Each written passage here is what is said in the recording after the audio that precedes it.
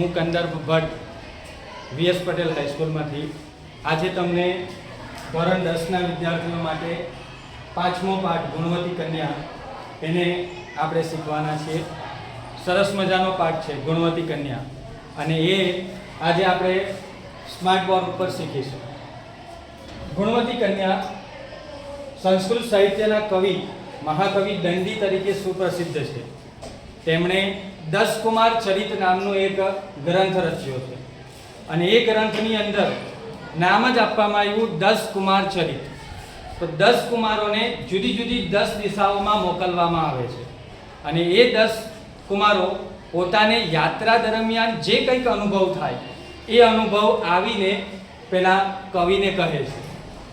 એ કવિએ જે કુમારોનો જે અનુભવ હોય છે એ લખી લે છે, અને એની અંદરથી આપણને અહીંયા એક કુમારનો અનુભવ એ ગુણવતી કન્યા તરીકેના પાઠમાં આપવામાં આવ્યો છે.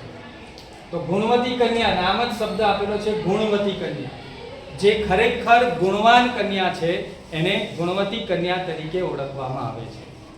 તો મહાકવિ જે દંડી તરીકે પ્રસિદ્ધ છે, એમણે 10 કુમાર ચરિતની અંદર આ વાર્તા લખી છે.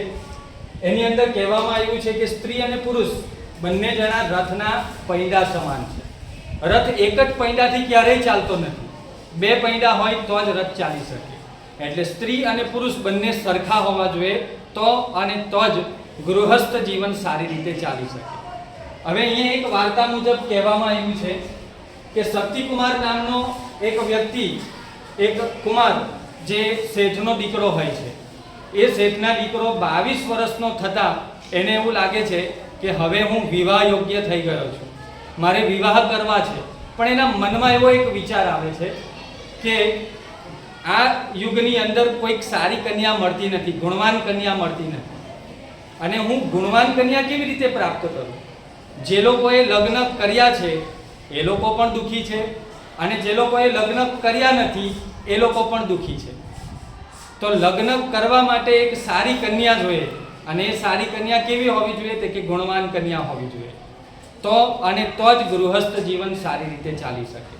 તો એ જે શક્તિકુમારની જે વાર્તા છે અહીંયા આપેલી ગુણવાન કન્યાની શોધ માટેની, એની વાર્તા અહીંયા આપણને પાઠમાં આપવામાં આવેલી છે. તો એ જે પાઠ છે એને લગતી જ એક પ્રસ્તાવના તરીકે હું તમને આજે એક વાર્તા કહું છું કે ગુણવાન કન્યા વિશેની વાત છે. એક ઋષિકુમાર હોય, એ લગ્ન યોગ્ય થાય છે, અને લગ્ન આપણે બધા જાણીએ જ છીએ કે જ્યારે પણ કોઈ પણ વ્યક્તિ લગ્નની ઉંમરનો થાય ત્યારે એના લગ્ન કરાવવાના હોય ત્યારે કન્યા અને છોકરો, બરાબર, એ બંને જણાને બોલાવવામાં આવે. બંને જણા એકબીજા સાથે વાતચીત કરતા હોય, અને વાતચીત કર્યા પછી જો એને એવું લાગે છોકરાને કે આ છોકરી યોગ્ય છે, તો એની સાથે લગ્ન માટેનો પ્રસ્તાવ મૂકે. છોકરી પણ એ જ રીતે છોકરાને પ્રશ્ન પૂછી લે, અને એને યોગ્ય લાગે તો એ પ્રસ્તાવ સ્વીકારે, નહીં તો બંને જણા છૂટા થઈ જાય, લગ્ન થતા નથી. એ યુગની અંદર પણ આ પરંપરા ચાલતી હતી કે જ્યારે ઋષિઓ ચાલતા હતા, પહેલા તો એવું કહેવાતું હતું કે મા બાપ જ્યાં નક્કી કરે ત્યાં લગ્ન થઈ જતા હતા, પણ તે સમયે ઋષિકુમારો જે હતા ને એ પણ આ રીતે છોકરીઓની, કન્યાઓની પરીક્ષા કરતા હતા. એક ઋષિકુમાર હતા, એમને લગ્નની બિલકુલ ઈચ્છા જ નહીં હતી, મારે લગ્ન કરવા જ નથી. એના માતા પિતા જે હતા એમની એવી ઈચ્છા હતી કે ના, મારે તારા લગ્ન કરાવવા જ છે. એટલે છોકરાએ, ઋષિકુમારે એવું વિચાર્યું કે કંઈ વાંધો નહીં, તમારી ઈચ્છા છે તો હું લગ્ન કરીશ, પણ મારી એક શરત. શું શરત? તે કે હું જે કન્યાને પસંદ કરું, એને જે પ્રશ્ન કરું એનો જવાબ એ આપે તો હું એની સાથે લગ્ન કરીશ, નહીં તો હું લગ્ન કરીશ નહીં. એના માતા પિતા રાજી થઈ ગયા કે ઋષિકુમાર લગ્ન કરવા તો તૈયાર થયો, કારણ કે લગ્ન કરવા જ નહીં માંગતો હતો. એને તો એવી ઈચ્છા હતી કે હું તો તપશ્ચર્યા કરીને ભગવાનને પ્રાપ્ત કરું, મારે આ સંસારમાં પડવું નથી. એટલે એ લગ્ન કરવા માટે તૈયાર થાય છે એના માતા પિતા દ્વારા, અને તરત જ એક કન્યાનું જોવાનું ગોઠવવામાં આવે છે. કન્યાને ત્યાં જાય છે. આપણે જાણીએ કે કન્યાને ત્યાં જઈએ એટલે બેસાડે, ખાવાનું આપે, નાસ્તો આપે, અને પછી કન્યા સાથે વાતચીત કરાવવાની હોય. તો એ સમય દરમિયાન ઋષિકુમાર અને જે ઋષિપુત્રી હોય છે એ બંનેને એક રૂમમાં મોકલવામાં આવે કે ઋષિકુમાર એની પરીક્ષા કરી શકે, અને ઋષિકન્યા પણ એની પરીક્ષા કરી શકે કે કુમાર યોગ્ય છે કે નથી. બંને જણાએ એકબીજાની પરીક્ષા કરવાની છે, અને જે કંઈક ગમે છે, નથી ગમતું, એની પૂછપરછ પણ કરવાની છે. ઋષિકુમાર બહુ હોશિયાર હોય, બહુ જ હોશિયાર હોય, પણ ઋષિ કન્યા પણ એનાથી ઓછી હોતી નથી, એટલી જ હોશિયાર હોય છે. એટલે ઋષિકુમારને થયું કે લાવ આની પરીક્ષા કરું. પરીક્ષા કરવા માટે શું કર્યું કે જેવા રૂમમાં આપણે ત્યાં તો અત્યારે ખુરશી હોય, ટેબલ હોય, સોફા હોય, એના ઉપર બેસીને આપણે વાતચીત કરતા હોય, ત્યારે આવું કંઈ હતું નહીં. ઋષિકુમારોના સમયમાં નીચે બેસવામાં આવે જમીન ઉપર. તો ઋષિકુમાર પહેલા એ શું કર્યું, બેસી ગયા નીચે, અને જેવી ઋષિ કન્યા અંદર રૂમમાં પ્રવેશી તેવું જ ઋષિકુમારે પેલું આસન પાથરી આપ્યું અને ઋષિ કન્યાને કીધું કે બેસી જવાના ઉપર. હવે ઋષિ કન્યા બેસવા જાય તે પહેલા એને વિચાર્યું કે આ ઋષિકુમાર મારી પરીક્ષા કરે છે. કેમ પરીક્ષા કરે છે? તે કે જો આસન કોણે પાથરું, તે કે ઋષિકુમારે. હવે જો હું એ આસન ઉપર બેસી જાઉં તો ઋષિકુમાર મને 100% ના કહેશે કે આ કન્યા મારા માટે ચાલે નહીં. કેમ? તે કે આસન પાથરું, લગ્ન પહેલા જો એ મારી પાસે સેવા લેતી હોય તો લગ્ન પછી શું નહીં કરાવશે? બરાબર, વાસણ બી ઘસાવડાવે, કપડાં બી ધોવડાવડાવે, બધું કરાવડાવે લગ્ન પછી. તો આ કન્યા મારે પસંદ કરશે નહીં. અને જો નહીં બેસું આ આસન ઉપર તો એવું થશે કે મેં એને કીધું ઋષિ કન્યાને કે આસન પર બેસી જા, મારા આદેશનું લગ્ન પહેલા જ જો માન રાખતી નથી તો લગ્ન પછી તો મારું માનવાની જ નથી, અત્યારે જ માન નથી રાખતી. તો હવે ઋષિ કન્યા મુશ્કેલીમાં મુકાઈ ગઈ કે મારે કરવું શું? બેસું તો એવું થશે કે અત્યારની લગ્ન પહેલાની સેવા લેવા માંડી, અને નહીં બેસું તો કહેશે કે અત્યારનું મારું માનતી નથી તો લગ્ન પછી શું માનવાનું? હવે કરવું શું? ઋષિ કન્યા ખૂબ જ હોશિયાર હતી, ખૂબ ચતુર હતી, અને એણે વિચારીને કામ કર્યું. તમને એક પ્રશ્ન આજ મૂકીએ છીએ કે તમે પણ વિચારો, તમે પણ જાતે વિચારો કે કદાચ ઋષિ કન્યાની જગ્યાએ તમે હો તો તમે શું કરો એમાંથી બચવા માટે? બેસીએ તો પણ મુશ્કેલી છે આસન ઉપર, અને નહીં બેસીએ તો પણ મુશ્કેલી છે. કારણ કે બંનેમાં ઋષિ કન્યાને ખબર છે કે બેસા તો પણ એ મને ના કહેશે, અને નહીં બેસું તો પણ ના કહેશે.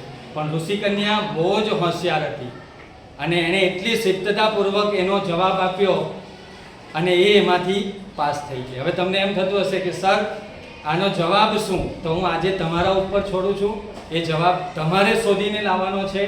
અને આવતીકાલે હવે પછીના જે વિડીયોમાં આપણે મળીશું એની અંદર તમે કોમેન્ટની અંદર મને લખજો કે એ ઋષિ કન્યાએ કેવી રીતે જવાબ આપ્યો હશે, અને ઋષિકુમાર માની ગયા અને બંનેના લગ્ન થાય છે. કે ઋષિકુમાર પણ સમજી ગયો કે આ કન્યાને આટલી બધી હોશિયાર છે અને આ રીતે એણે મને જવાબ આપ્યો. તેવી જ એક વાર્તા આપણે અત્યારે ગુણવતી કન્યાની આપવામાં આવી છે, અને એ ગુણવતી કન્યાની વાર્તા આપણે અહીંયા ભણવાના છીએ. તો એ ગુણવતી કન્યામાં શું કહેવા માંગે છે? કે એક કુમાર, તેનું નામ છે શક્તિકુમાર. જે આપણે અત્યારે વાર્તા જોઈને એ વાર્તાને અનુરૂપ જ બેઠું આ પાઠ આપવામાં આવેલો છે, એટલા માટે જ મેં તમને વાર્તા કીધી છે. તો એમાં શું કહેવા માંગે છે? કે એક ગુણવાન કન્યા છે, અને આ જે ગુણવાન કન્યા છે એ કન્યા, એની સાથે એક શક્તિકુમાર નામનો શેઠનો દીકરો છે. એ શેઠનો દીકરો જે છે શક્તિકુમાર નામનો, એને આપણે અત્યારે ચર્ચા કરી તે મુજબ કે એને એવું થાય છે કે હું 22 વર્ષનો થઈ ગયો અને મારે લગ્ન કરવા છે, પણ કેવી છોકરી જોઈએ લગ્ન કરવા માટે? તે કે ગુણવાન કન્યા જોઈએ. જે લોકોએ લગ્ન કર્યા છે પણ ગુણવાન કન્યા નથી મળી એ લોકો પણ દુઃખી છે, અને જે લોકોએ લગ્ન નથી કર્યા બરાબર તે લોકો પણ દુઃખી છે. તો લગ્ન કરીને ગુણવાન કન્યા હું કેવી રીતે પ્રાપ્ત કરું? તો એણે એક પરીક્ષા યોજના ગોઠવી. એ શક્તિકુમારે શું કર્યું? એક પરીક્ષા યોજના ગોઠવી કે હું જે પરીક્ષા લેવું એ પરીક્ષાની અંદર જો એ છોકરી પાસ થાય તો એ કન્યાની સામે હું લગ્નનો પ્રસ્તાવ મૂકીશ, અને લગ્નનો પ્રસ્તાવ જો એ છોકરી સ્વીકારે, એ કન્યા સ્વીકારે, તો વિધિપૂર્વક એ કન્યા સાથે હું લગ્ન કરીશ. હવે એણે પોતે એક યોજના બનાવી છે.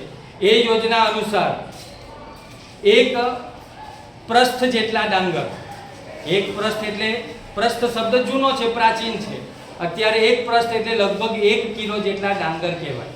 તો 1 કિલો જેટલા ડાંગર એ પોતાની પોટલીની અંદર બાંધી દે છે, લાકડી લઈને લાકડીના છેડે એ ડાંગર બાંધી દે છે, અને દેશ દેશાંતર ભટકવા માટે નીકળી પડે છે. દરેક રાજ્યોની અંદર ભટકે છે. શાના માટે? તે કે એને ગુણવાન કન્યા પ્રાપ્ત થાય.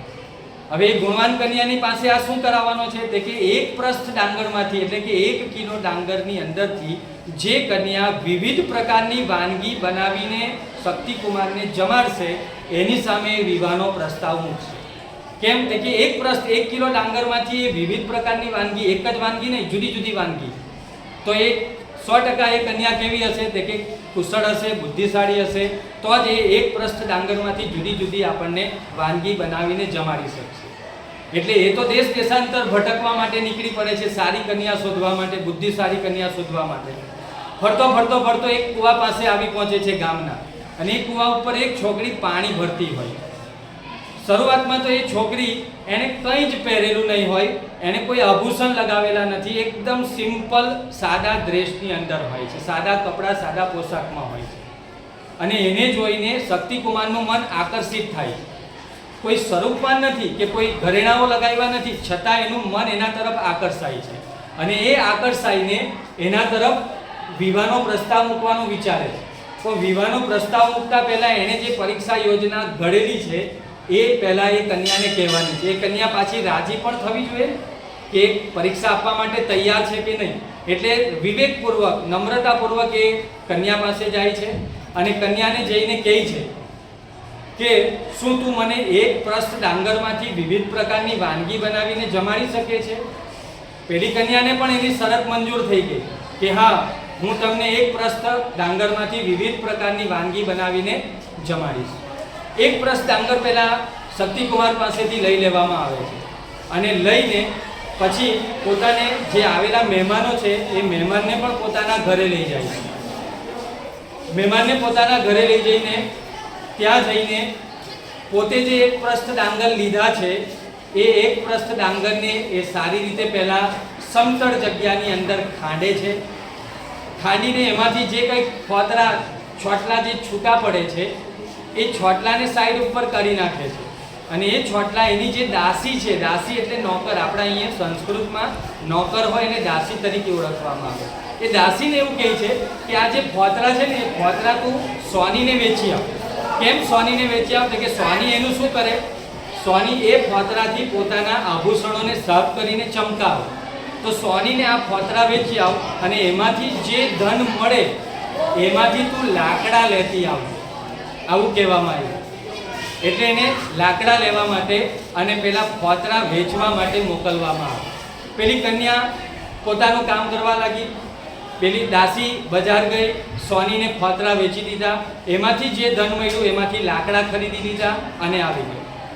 ગુણવતી કન્યાએ એ લાકડા સળગાવીને એના ઉપર પેલો ભાત જે ડાંગરમાંથી છૂટો પડેલો હતો એ ભાત ગરમ પાણીની અંદર નાખ્યો. એને રાંધવા માટેની તૈયારી કરી. જેવો ભાત રંધાઈ ગયો તેવા લાકડા જે સળગતા હતા એને પાણીથી બુઝાવી નાખ્યા, ઓલવી નાખ્યા. અને જે કોલસો પડ્યો એ લાકડામાંથી, એ કોલસાને પાછું દાસીને કહેવામાં આવ્યું કે આ કોલસો તું શું કરી આવ? કે જેને જરૂરિયાત છે એવા જરૂરિયાતમંદ વ્યક્તિને આ કોલસો તું વેચી આવ. અને એમાંથી જે ધન પ્રાપ્ત થાય એ ધન તારે શું કરવાનું છે? કે એ ધનમાંથી તારે શાક, ઘી, દહીં વગેરે ખરીદીને લાવવાનું છે. એટલે બાકીની જે વાનગીઓ હતી એ વાનગીઓ એને ખરીદવા માટે કહેવામાં આવ્યું. શામાંથી ખરીદશે? જે લાકડામાંથી કોલસો પડ્યો ને એ કોલસો વેચવાનો છે. કોને વેચવાનો છે? કે જેને જરૂરિયાત છે. પહેલાંના જમાનામાં બધા જ કોલસાનો ઉપયોગ કરતા હતા, એટલે એ કોલસાની જરૂરિયાત રહેતી હતી, તો એને વેચી આવવાનો. એમાંથી જે ધન મળે એમાંથી એને શું ખરીદવાનું છે? ઘી, શાક, દહીં, શાક વગેરે ખરીદવા માટે કહેવામાં આવેલું હતું. પેલી દાસી ગઈ, કોલસો વેચી દીધો, એમાંથી જે ધન પ્રાપ્ત થયું એમાંથી એને જુદી જુદી શાકભાજીઓ લીધી, ઘી લીધું, દહીં લીધું અને પાછી આવી.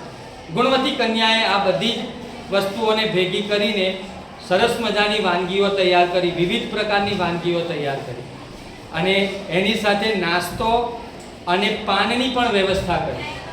જ્યારે ખોરાક રંધાઈ ગયો, ભોજન તૈયાર થઈ ગયું, ત્યારે મહેમાનને કહેવામાં આવ્યું કે તમે સ્નાન શુદ્ધિ કરીને તૈયાર થઈને આવો. પહેલાંના જમાનામાં એક નિયમ હતો કે સ્નાન કરવા આપણે જ્યારે જમવા માટે બેસીએ ત્યારે પહેલાં ફરજિયાત સ્નાન કરવું અને સ્નાન કરીને જમવા માટે બેસવું. એટલે એણે સ્નાન કરવા માટે મોકલા. સ્નાન કરીને જેવા જમવા માટે બેઠા ત્યારે એક કન્યાએ શું કર્યું? જે વાનગીઓ બનાવેલી હતી એ એને પીરસવામાં આવી અને એને પીરસી દીધી. બધી વાનગીઓ પીરસાઈ ગઈ. પેલા મહેમાન જે આવેલા હતા શક્તિકુમાર, એને જમાડતી હતી, પણ એ એટલી હોશિયાર હતી કે જે જમાડતી હતી ને એની સાથે એણે નહીં બનાવેલી વાનગી, ક્યારેય એ વાનગી એને બનાવી જ નથી, એવી વાનગીનું વર્ણન કર્યું અને વર્ણન કરીને પેલા શક્તિકુમારની ભોજનની રુચિને વધારી.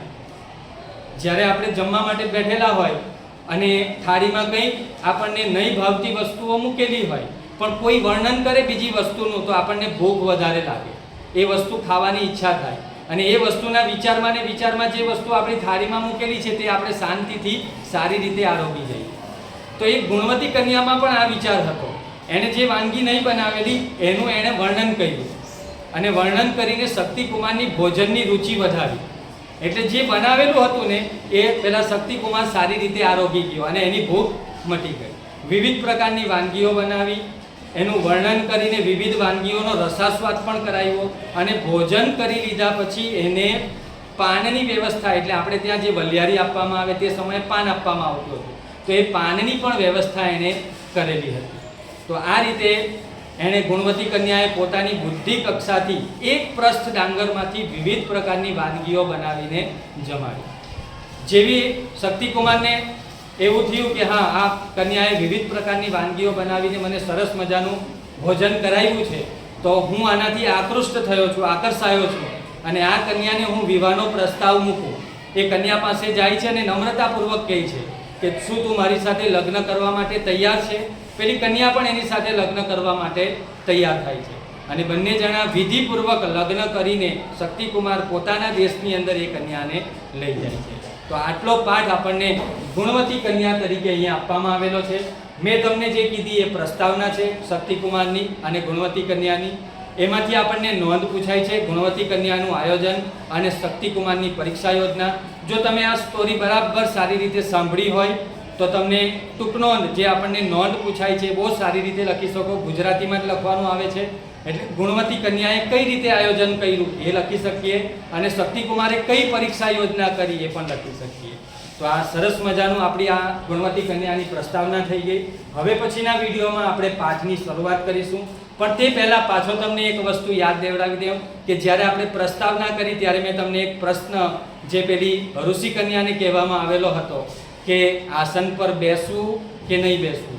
જો આસન પર બેસવું તો પણ એ ઋષિકુમાર ના કહેવાનો છે, મારી આજ્ઞાનું ઉલ્લંઘન કર્યું, અત્યારથી મારી સેવા લેવા માંડી, બરાબર, તો પાછળથી શું થશે? અને નહીં બેસે તો આજ્ઞાનું ઉલ્લંઘન થાય કે અત્યારે કેમ છું તો નથી બેસતી, પછી શું બેસવાની? તમે પણ વિચારજો. જવાબ લઈને હવે પછીના વિડીયોમાં આપણે મળીશું. નમસ્કાર.